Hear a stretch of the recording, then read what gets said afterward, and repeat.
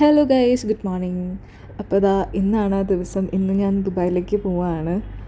അപ്പോൾ നേരത്തെയൊക്കെ എത്തിയിട്ടുണ്ട് കേട്ടോ. കാരണം 9:45 നമ്മുടെ ഫ്ലൈറ്റ്. നമുക്ക് 3 മണിക്കൂർ മുന്നേ റിപ്പോർട്ട് ചെയ്യണമല്ലോ. അപ്പോൾ ഒരു 4 മണിക്കൊക്കെ എണീറ്റ് നമ്മൾ 5 മണിക്ക് ഇവിടെ നിന്ന് ഇറങ്ങും. 1 മണിക്കൂർ മതി നമുക്ക് എയർപോർട്ടിലേക്ക് പോകാനായിട്ട്. അപ്പോൾ ഇതാ എല്ലാം നേരത്തെയൊക്കെ ചെയ്ത് പാക്കിംഗ് എല്ലാം ഇന്നലെ സെറ്റായി. എന്നിട്ട് നമ്മൾ ഇനി വഴിയിൽ നിന്ന് കുഞ്ഞാമ്മനെ പിക്ക് ചെയ്യും. എന്നിട്ട് കുഞ്ഞാമ്മനും ഞാനും അമ്മയും അച്ഛനും കൂടെയാണ് എയർപോർട്ടിലേക്ക് പോകുന്നത്. 4:30 ആയപ്പോൾ നമ്മൾക്ക് പോകാനുള്ള വണ്ടി വന്നു. ടാക്സി വിളിച്ചിട്ടുണ്ടായി. അപ്പോൾ അതാ ഇതൊക്കെയാണ് നമ്മളുടെ സാധനങ്ങൾ. അത് ഓരോന്നോരോന്നായിട്ട് ചേട്ടനെടുത്ത് വെച്ചുകൊണ്ടിരിക്കുകയാണ്. എന്നിട്ട് നമ്മൾ കറക്റ്റ് 4:30 കഴിഞ്ഞപ്പോഴേക്കും വീട്ടിൽ നിന്ന് ഇറങ്ങി. അങ്ങനെ നമ്മളിനി നേരെ കുഞ്ഞാമ്മനെ പിക്ക് ചെയ്യാനായിട്ട് പോവാണ്. കണ്ടു ഫുള്ള് ഇരുട്ടാണ് ഈ സമയത്തൊക്കെ. ഞാൻ ഇതൊക്കെ വെള്ളപ്പോഴും കാണാറുള്ളൂ ഇങ്ങനെ ട്രിപ്പ് പോകാൻ വേണ്ടി എനിക്കുന്ന മാത്രം.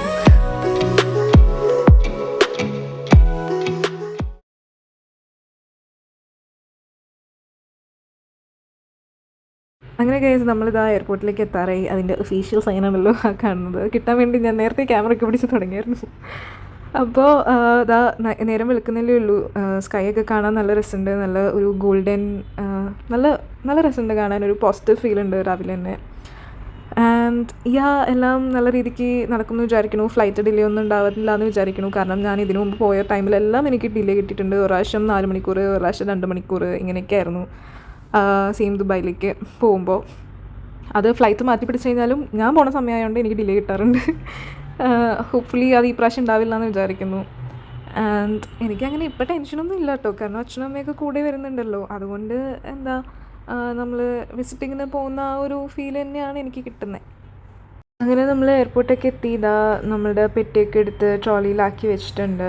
ആൻഡ് എനിക്ക് വീഡിയോ എടുത്തരാൻ വേറെ ആരുമില്ല. ഞാൻ തന്നെ എല്ലാം ചെയ്യണം.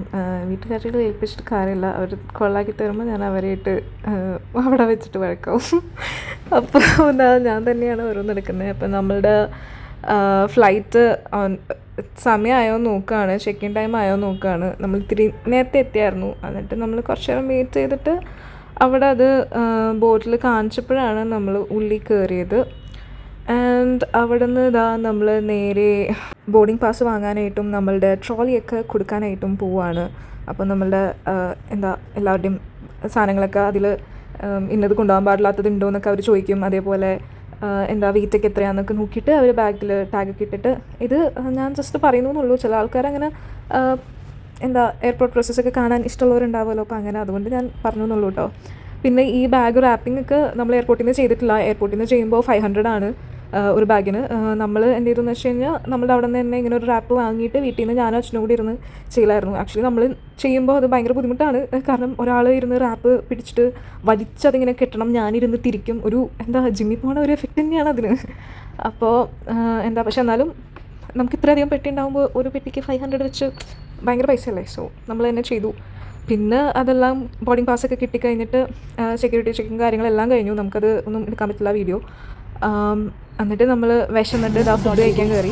ഫുഡിനൊക്കെ എന്താ വേണ്ടത്? ഗീ റോസ്റ്റിന് 561, ഇഡ്ലിക്ക് 561, കോഫിക്ക് എത്രയാണ്?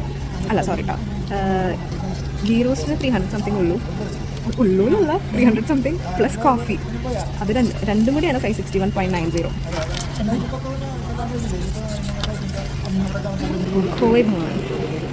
സംഭവം എന്താണെന്ന് വെച്ച് കഴിഞ്ഞാൽ ബാക്കി എല്ലാവർക്കും സാൻഡ്വിച്ചും കാര്യങ്ങളൊക്കെയായിരുന്നു.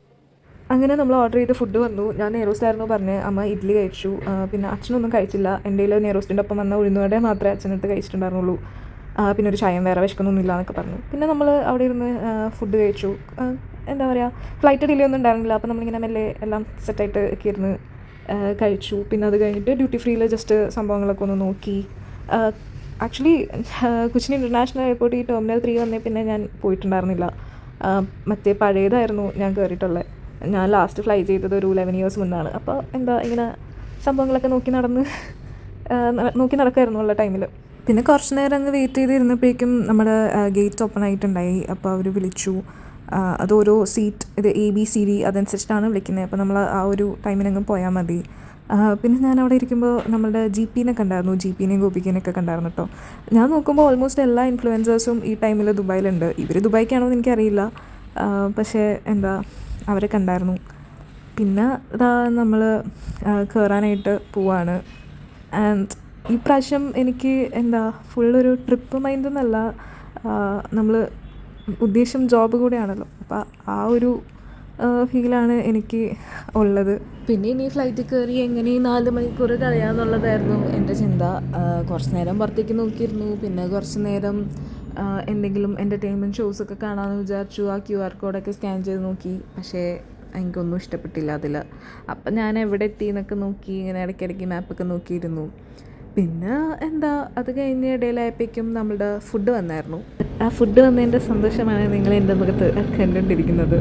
ആദ്യം തന്നെ ഞാൻ ഒരു ഓറഞ്ച് ജ്യൂസാണ് കുടിച്ചത്. അത് കഴിഞ്ഞിട്ട് ഫുഡ് കിട്ടിയത് എന്താണെന്ന് വെച്ചാൽ ബിരിയാണിയും പിന്നെ ഒരു കേക്കും സാലഡും ഒരു ബണ്ണും ബട്ടറും പിന്നെ വെള്ളവും. ഇതാണ് നമ്മുടെ ഫുഡ് ആക്ച്വലി നോൺ വെജ് എനിക്ക് ഇഷ്ടപ്പെട്ടു കേട്ടോ. ചിക്കൻ ഉണ്ടായിരുന്നു, നമുക്ക് പരിപ്പും കിട്ടി.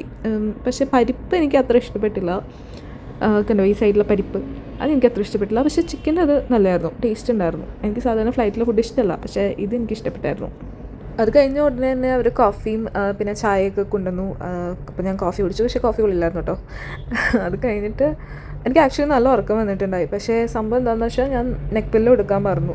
എവിടെ പോകുമ്പോഴും നെക്ക് പില്ലോ എടുക്കണതാ. ഇവിടെ അത്യാവശ്യമുള്ള സ്ഥലത്ത് ഞാൻ കൊണ്ടുവന്നില്ല. സാധാരണ ഫ്ലൈറ്റിൽ നിന്ന് എനിക്ക് ഉറക്കേ വരത്തില്ല, പക്ഷേ ഇത് നല്ല ഉറക്കം വരുന്നുണ്ടായി. ഞാൻ ഉറങ്ങി ഇങ്ങനെ തൂങ്ങി വീഴുന്നൊക്കെ ഉണ്ടായിരുന്നു. പിന്നെ എങ്ങനെയൊക്കെയോ ഇരുന്ന് നേരം കളഞ്ഞു. അത് കഴിഞ്ഞ് ലാസ്റ്റ് ഇതാ നമ്മൾ ലാൻഡ് ചെയ്യാണ് ഗൈസ്.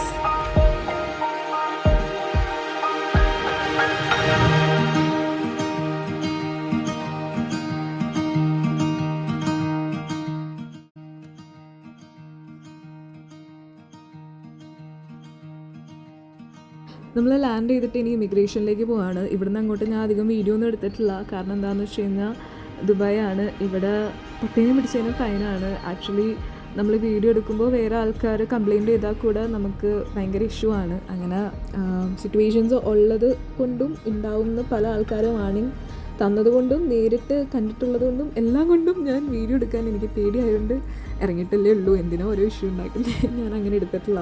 ഞാൻ എൻ്റെയും അച്ഛൻ്റെയും അമ്മയുടെയും പിന്നെ ഞങ്ങളുടെ പെട്ടികളുടെയും മാത്രമേ വീഡിയോ ഒക്കെ എടുക്കുന്നുള്ളൂ.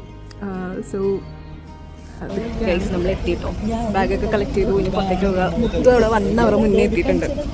Dubai duty free guys.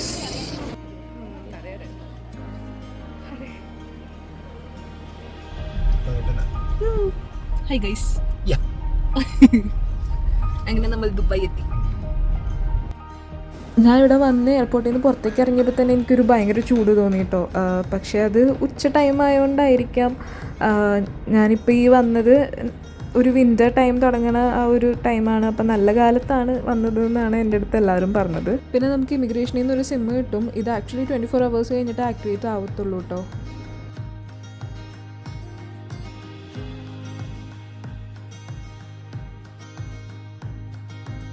അങ്ങനെ ഇതാ ഞങ്ങൾ പെട്ടിയും പ്രമാണമൊക്കെ എടുത്തിട്ട് ഫ്ലാറ്റിലേക്ക് എത്തിയിട്ടുണ്ട്. അപ്പോൾ ഉച്ച സമയത്താണല്ലോ വന്ന് ഇറങ്ങിയത്. സോ ഇവിടെ ലഞ്ച് ഓർഡർ ചെയ്തിട്ടുണ്ടായിരുന്നു. ഇവിടുത്തെ സ്പെഷ്യൽ സാധനമായ എന്തോ ആണ് കഴിച്ചത്, എനിക്ക് ഓർമ്മയില്ല കഴിച്ചതിൻ്റെ പേര്. പിന്നെ ഡെസേർട്ട് നമ്മൾ കുനാഫ കഴിച്ചു. ആൻഡ് ഇത് മിട്ടു ഇവിടുത്തെ പെറ്റ് ആണ്. ആൾക്ക് ഫോൺ കണ്ടാൽ കുറച്ച് ജാടയാണ് ഗൈസ്. ഫോൺ കണ്ടു കഴിഞ്ഞാൽ പിന്നെ മിണ്ടത്തില്ല, അല്ലെങ്കിൽ നല്ലോണം സംസാരിക്കും. ഒറ്റയ്ക്ക് ഇരിക്കുമ്പോഴൊക്കെ എന്തൊരു അക്ഷരസ്ഫുടതയോടെ ഓരോന്ന് പറയണമെന്ന് കേൾക്കണം. പിന്നെ ഞങ്ങൾ വൈകുന്നേരം ആയപ്പോൾ ഒന്ന് പുറത്തേക്ക് ഇറങ്ങി. ഇവർക്ക് കുറച്ച് സാധനങ്ങൾ വാങ്ങാനുണ്ടായി. സോ ഞാനും കൂടെ ഇറങ്ങി. പിന്നെ പോണ വഴി സഹാറ സെൻറ്ററാണ് കാണുന്നത്. അപ്പോൾ നമ്മളിവിടെ പോയ കാര്യമൊക്കെ അവർ പറയായിരുന്നു പണ്ട്, പക്ഷേ എനിക്കങ്ങനെ ഓർമ്മയില്ല. എനിക്കതിലൊരു റൈഡിന് നമ്മൾ കയറിയത് ഓർമ്മയുണ്ട്, ഒരു റോളർ കോസ്റ്ററിന് പോയത്. അത് മാത്രമേ എനിക്ക് ഓർമ്മയുള്ളൂ, വേറെ ഒന്നും എനിക്ക് ഓർമ്മയില്ല.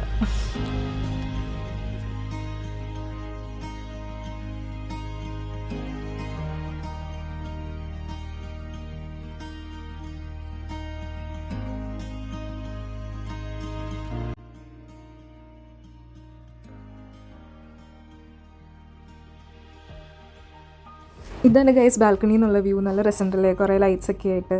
ഒന്നാമത് ദീപാവലി സെലിബ്രേഷൻ കഴിഞ്ഞതിൻ്റെ ലൈറ്റ്സ് അവരൊന്നും ഇപ്പോഴും മാറ്റിയിട്ടില്ല. അപ്പോൾ അതിൻ്റെയും എല്ലാ ഒരു മിനുക്കുണ്ട്. അപ്പോൾ ഇവിടെയാണെങ്കിൽ നമ്മൾ 1 മാസം താമസിക്കാൻ പോകുന്നത്. 1 മാസം കഴിഞ്ഞിട്ട് ഞാൻ ബെഡ് സ്പേസിലേക്ക് മാറും. അപ്പോൾ ബാക്കിയുള്ള ദുബായ് വിശേഷമായിട്ട് ഞാൻ വീണ്ടും വരാം. അതായിരിക്കും ടാറ്റാ ബൈ ബൈ.